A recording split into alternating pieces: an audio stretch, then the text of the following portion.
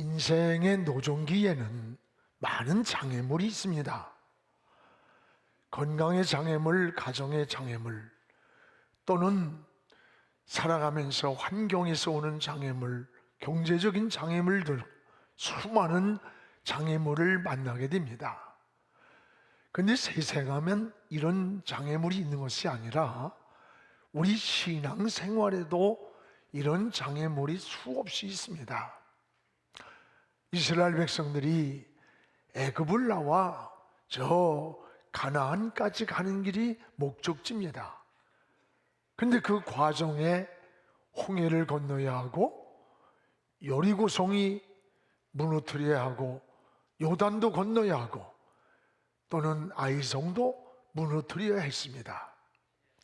변화받은 이후 구원 그 이후의 성도의 삶에도 이런 장애물이 끊임없이 있다고 하는 것을 오늘 말씀해 주고 있습니다. 바울은 에베소 성도들에게 허망한 마음을 버려라, 오직 심령으로 새롭게 되어 변화를 받아 새 사람을 입으라고 말씀하신 그 이후, 이제 변화받은 그 이후의 삶, 구원받은 그 이후의 삶을 어떻게 살아야 하는지 이것에 대해서 우리에게 말씀해 주고 있습니다. 무엇보다도 오늘 특별히 그리스도인들이 삶의 현장에서 만나는 신앙의 장애물이 있다는 거예요. 이 장애물이 무엇인가를 잘 알려주고 있습니다. 무엇보다 따라합시다. 거짓이 신앙의 장애물이다. 오늘 무엇보다도 거짓됨이 신앙의 치명적 장애물임을 말씀하고 있습니다. 25절을 우리 같이 한번 읽겠습니다. 그런즉 거짓을 버리고 각각 그 이웃과 더불어 참된 것을 말하라. 이는 우리가 서로 지체가 됨이라. 거짓을 버려라. 이웃과 더불어 참된 것을 말하라. 다시 말하면 정직하게 사는 것, 이게 인생의 해답이라는 겁니다. 여러분, 성경에 쓰임받은 사람들이 완전하거나 온전해서 흠이 없어서가 아니에요. 많은 실수와 허물이 있음에도 불구하고 정직한 사람, 진실한 사람이 하나님 앞에 쓰임받았음을 알 수 있습니다. 하나님은 히스기야를 정직한 왕이라고 하셨습니다. 역대하 29장 2절에 보면 히스기야가 그 조상 다윗의 모든 행실과 같이 여호와 보시기에 정직히 행하였다. 따라합시다. 여호와 보시기에 어떻게 살았다? 정직하게 행하였다는 거예요. 하나님은 이런 히스기야가 25세의 왕이 되었을 때 29년 동안 적들을 막아줬어요.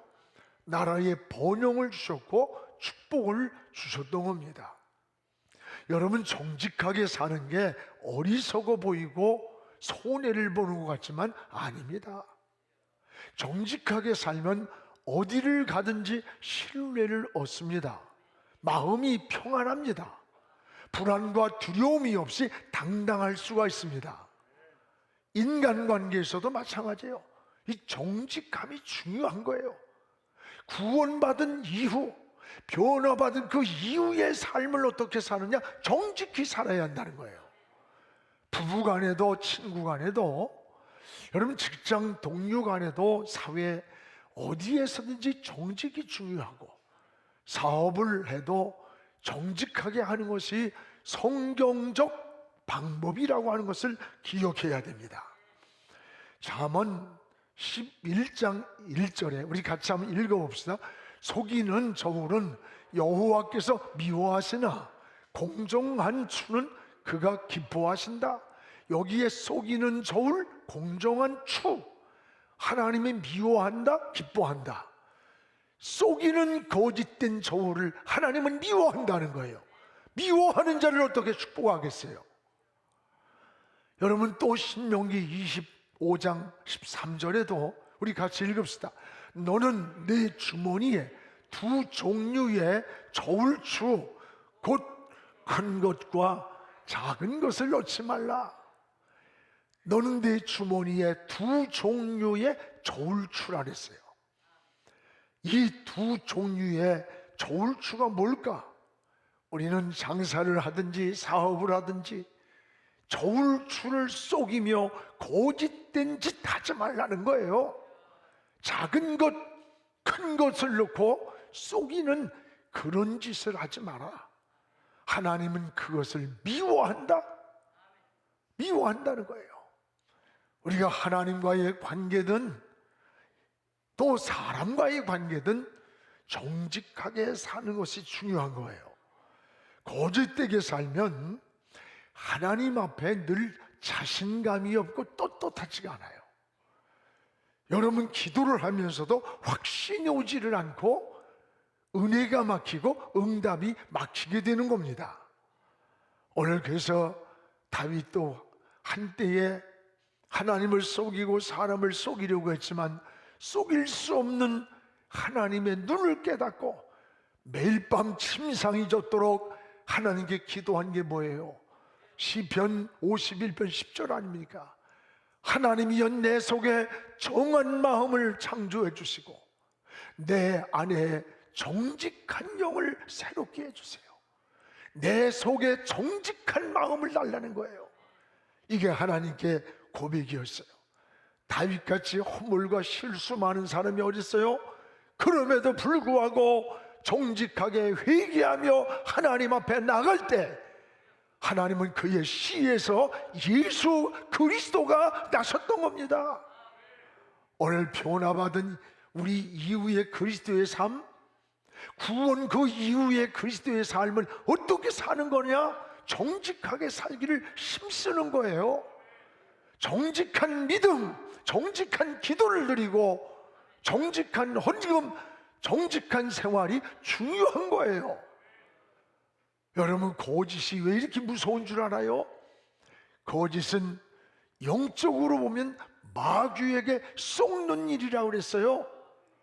요한복음 8장 44절에 거짓의 아비가 누구냐? 마귀라 그랬습니다. 그렇습니다. 성경에 버림받은 자들을 보십시오. 그들의 특징이 뭡니까? 한 가지, 거짓됨이에요. 거짓된 기도 하나님이 귀를 기울이지 않았어요. 거짓된 믿음 마귀가 찾아왔어요. 오늘 여러분 우리는 하나님 앞에 정직히 사는 법을 배워야 돼요. 아나니아와 삽비라가 왜 하나님 앞에 불행한 결과가 나타났습니까? 사도행전 5장 3절에 우리 같이 읽어봅시다. 아나니아야 어찌하여 사탄이 네 마음에 가득하여 내가 성령을 속이고 땅값 얼마를 감췄느냐. 오늘 이 말씀은 무엇을 드리고 안 드리고의 문제가 아니에요. 사탄이 지금 내 마음에 가득해서 성령을 속였다고 하는데 문제가 있는 거예요. 여러분 사울도 그랬습니다. 아말렉과 전쟁에서 이기면 아말렉에서 잡아온 사람이든 짐승이든 다 죽이라는 거예요. 왜? 아말렉의 씨가 다시 자라서 분쟁이 되기 때문에 악은 아주 없애버리라는 거야. 하나님은 승리를 줬습니다. 근데 사울은 여기서 잡아온 양과 소를 왕궁 뒷뜰에 숨겨놨어요. 하나님은 사무엘을 부릅니다. 저 왕궁 뒷뜰에 짐승의 울음소리, 시끄러운 소리가 무슨 소리냐? 사무엘이 가봤더니 왕궁 뒷뜰에 좋은 양과 소를 거기다가 많이 갖다가 잡아다 놨습니다. 그때에 왜 이런 짓을 하느냐고 물으니까 사무엘상 15장 21절에 사울의 모습을 보세요. 선지자여, 하나님께 제사하려고 남겨둔 것이다. 거짓말을 했어요. 하나님을 위해서 살려고 했다고. 그러니까 사무엘이 뭐라래요? 사무엘상 15장 22절에서 23절을 우리 같이 읽어봅시다. 사무엘이 이르되 여호와께서 번제와 다른 제사를 그의 목소리를 청종하는 것을 좋아하심 같이 좋아하겠나이까? 아니라는 거예요. 순종이 제사보다 낫고 하나님 목소리 듣는 것이 순양의 기름보다 나은 걸 몰랐느냐? 23절에 보세요. 이는 거욕하는 것은 점치는 죄와 같고 완고한 것은 사신 죽은 우상에게 절하는 죄와 같은 것이라. 왕이 여호와의 말씀을 버렸기 때문에 하나님께서도 왕을 버려 왕이 되지 못하게 하셨나이다. 그날부터 하나님의 영이 떠났습니다. 사울의 왕이 끝났습니다. 불행으로 떨어진 거예요. 이 거짓, 쉽게 하는 거짓이 하나님을 속이려고 하는 것, 사람을 속이려고 하는 것, 자기를 속이고 양심을 속이고, 이 거짓이 얼마나 무서운 것인가를 오늘 우리에게 보여주는 거예요. 여러분, 구원받은 그 이후의 우리 삶, 변화 그 이후의 우리의 삶을 사도 바울은 너희는 하나님 앞에 어떻게 살아야 하는지를 우리에게 잘 보여주는 거예요. 거짓되게 살지 마라. 또 하나는 뭐냐? 여기 보면은 분노가 신앙의 치명적인 장애물이라는 것을 알려줘요. 분노가. 여러분, 26절에서 27절을 우리 같이 읽겠습니다. 분을 내어도 죄를 짓지 말며 해가 지도록 분을 품지 말고 마귀에게 틈을 주지 말아라. 오늘 무슨 말이에요? 분을 내어도 죄를 짓지 말고 해가 넘어가지기 전에 풀어라. 왜? 마귀에게 틈을 주지 말라는 거예요. 사랑하는 여러분, 사람은 하나님 나라 갈 때까지 문제 속에서 살아갑니다. 늘 문제가 있어요. 문제가 아닌 거예요. 인생의 문제를 만나다 그 문제 앞에서 우리는 어떻게 반응하느냐가 중요한 거예요. 창세기 보면 아벨의 제사는 하나님이 받으시고 가인의 제사를 받지 않았어요. 그때 가인이 분노하면서 막 얼굴이 변하는 거야. 근데 하나님은 너 이렇게 해서 제사를 안 받았잖아. 왜 제사를 받지 않았느니에 대해서는 말씀하지 않았어요. 그런데 네가 분을 내는 거, 분을 어떻게 다스려야 하는지에 대해서 말씀을 하는 거예요. 창세기 4장 6절에 여호와께서 가인에게 이르시되 네가 분하여 하면 어찌미냐? 너 왜 얼굴색이 변하면 어찌미냐? 너 그 분을 다스려라. 분이 네 문 앞에 엎드리고 있다. 여러분, 이게 뭡니까? 하나님은 가인의 제사를 왜 안 받았는지가 아니라 분을 어떻게 다스리느냐에 대해서 말씀을 하는 거예요. 지금 안색이 뭐예요? 가인의 얼굴 안색이 막 분노로 감정이 그냥 꽉 차 있는 거야. 이런 문제 앞에서 어떻게 반응하냐가 중요하다는 겁니다. 여러분, 매일 일어나는 끔찍한 사건들이 대부분 이 분노를 절제하지 못해서 발생하는 일이에요. 특히 분노는 건강, 신앙, 우리 인격에 아주 치명적인 장애물이 되고 무서운 독이라고 하는 것을 기억하시기를 바랍니다. 올 여러분, 분노는 치명적인 상처를 주는 거예요. 분을 잘 내는 사람은 마치 브레이크가 파열된 것 같은 자동차예요. 브레이크가 파열된 자동차를 한번 생각해 보세요. 어떻겠나? 그 결과가 어떻겠습니까? 자신도 파멸되고 다른 사람도 파멸시키고 마는 거예요. 얼굴은 그 사람의 마음에 있는 거울이라는 거예요. 얼굴을 보면 마음을 안다는 거예요. 얼굴에 나타난 모습은 그 사람의 마음을 보여주는 거예요. 얼굴을 보면 행복한지 불행한지 알 수 있잖아요. 왜 가인이 지금 분노하고 있는 걸까? 동생과 비교를 하는 거예요. 여러분, 신앙이 뭡니까? 신앙은 사람하고 비교하는 게 아니에요. 다른 사람과 수평적인 비교가 아니에요. 신앙은 지금 수직적으로 하나님과의 관계에서 하나님을 바라봐야 되는 거예요. 근데 지금 가인은 누구하고 비교해? 동생하고 비교하는 거야. 그러면서 분노하는 거예요.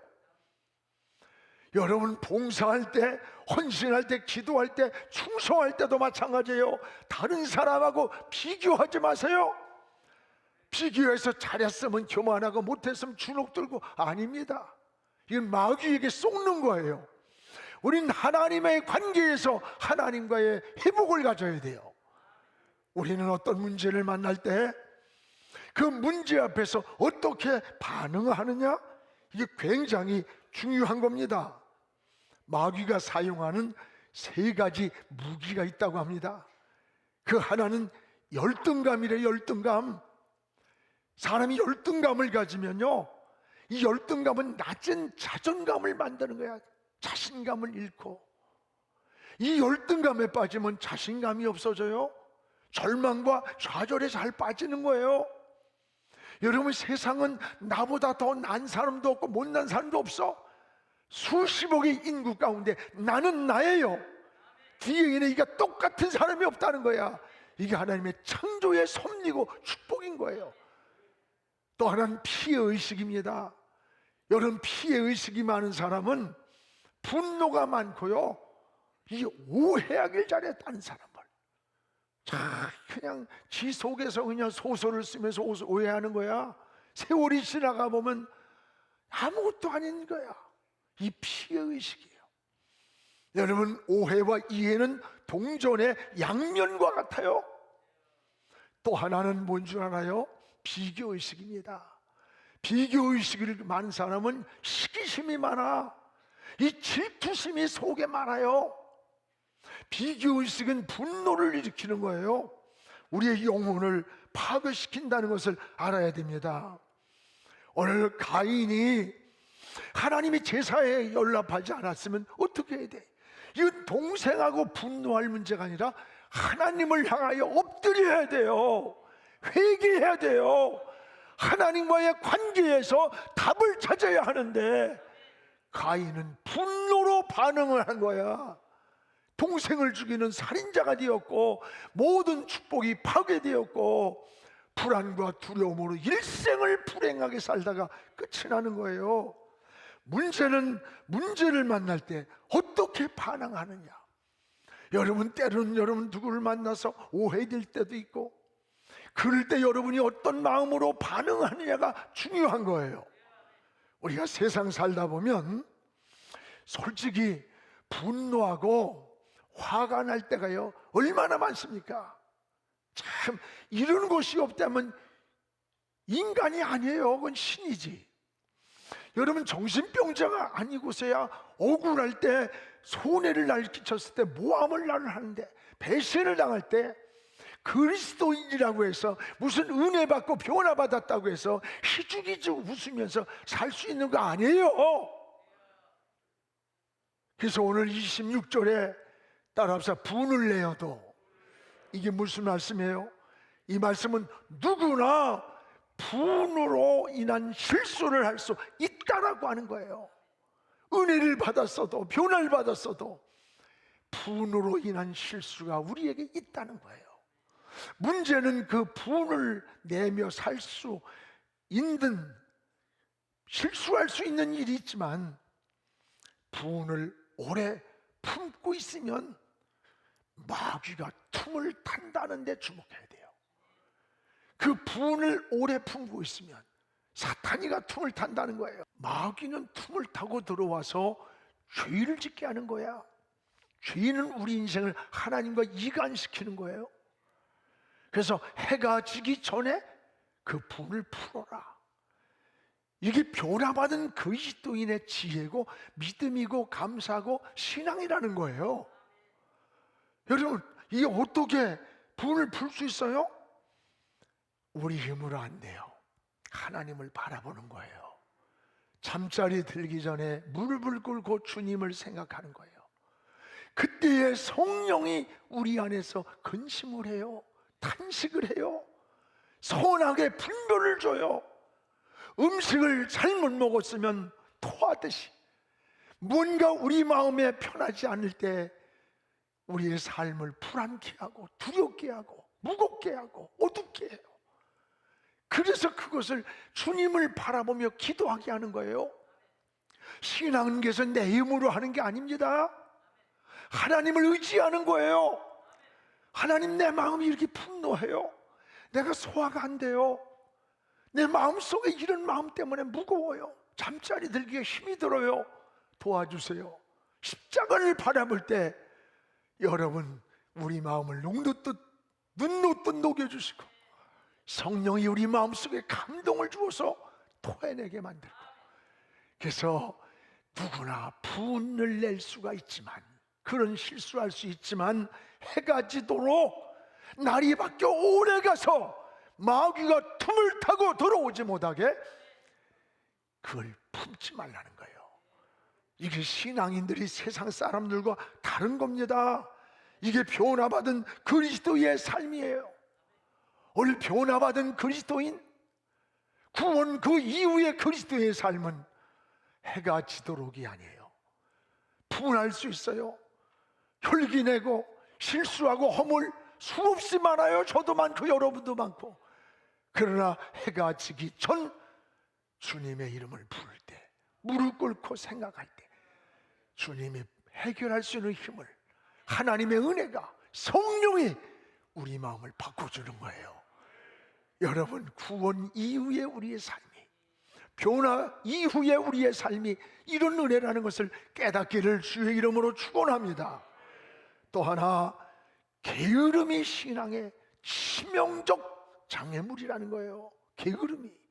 여러분, 28절을 우리 같이 읽겠습니다. 도둑질을 하는 자는 다시 도둑질하지 말고 돌이켜 가난한 자에게 구제할 수 있도록 자기 손으로 수고하여 선한 일을 하라. 도둑질을 하는 자는 다시 도둑질하지 말고 돌이켜라. 자기 손으로 수고한 것을 가지고 선한 일을 하라. 이게 뭐예요? 여러분, 불로소득, 이건 축복이 아니라는 거예요. 도둑질 하지 말라? 이게 뭡니까? 성경은 요행이나 불로소득을 축복이라고 말하지 않습니다. 불로소득은 정당한 방법으로 살지 않고 쉽게 살려고 남의 것을 뺏든지 사기를 치든지 훔치는 게 이게 도둑질이에요. 언론에 늘 구속되고 정치인, 경제인, 뭐 고위 공직자 부끄러운 그 모습 정당하게 소유하지 않기 때문에 이런 일들이 일어나는 거 아니에요? 도둑질을 하는 자 다시 도둑질하지 말고 돌이켜라. 이게 변화 그 이후의 삶이에요. 여러분, 악습관을 버리라는 거예요. 오늘 사랑하는 여러분, 성경은 심은 대로 거두고 일한 대로 갚아준다는 약속입니다. 그렇습니다. 여러분, 학생은 열심히 공부해야 돼요. 이번에 수능 시험 보는 여러분, 시험 답안지를 보여주는 게 응답이 아닙니다. 여러분, 기도한다고 답안지를 하나님에 보여준다면 나는 그런 하나님을 안 믿어. 불공정한 하나님을 어떻게 믿을 수 있어? 하나님은 그동안 공부한 것을 생각나도록 지혜를 주시는 거예요. 실수하지 않도록 은혜를 주시는 겁니다. 심지 않은 농부가 어떻게 거둘 것을 기대합니까? 여러분, 기도하지 않은 사람이 어떻게 응답을 누립니까? 충성 없는 사람이 어떻게 상급을 받습니까? 계시록 22장은 성경의 마지막입니다. 마지막 부분에 계시록 22장 12절에 내가 속히 온다, 주님 말씀하시는 거예요. 내가 줄 상이 나에게 있어. 이제 각 사람에게 그가 행한 대로 갚아주리라.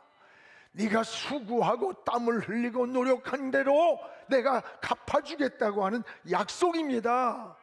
맞습니다, 여러분. 성실하게 사는 것, 이게 성경적 가치관이에요.